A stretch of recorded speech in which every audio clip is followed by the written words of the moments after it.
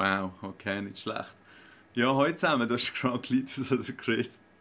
Das Singen mit dem Grün, das muss ich wirklich noch fixen. Ich hoffe, es geht euch gut. Ihr seht hier Xbox One Titanfall Beta endlich bekommen. Ja, man kann sich eigentlich beim Electronic Arts Support melden und lieb nach einem Key fragen und dann hat das bei mir auch mal geklappt, so als kleiner Tipp. Ihr seht ja gute Verbindung zum Server in Westeuropa, der ist glaube ich irgendwie in Holland oder so. Und ich werde heute sicher ein bisschen zocken. Jetzt das Video auf Twitch streamen.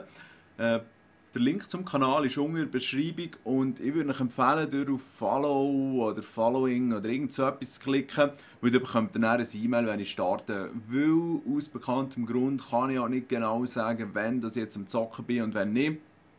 Aber ja, wie gesagt, zieht euch rein, wenn ihr mal Bock habt. Ich versuche da schnell ein Video noch einmal auf YouTube aufzustellen, wenn ich starte. Aber es ist momentan nicht alles so einfach. Ja, das wär's gewesen. Macht's gut, schöne Zeit.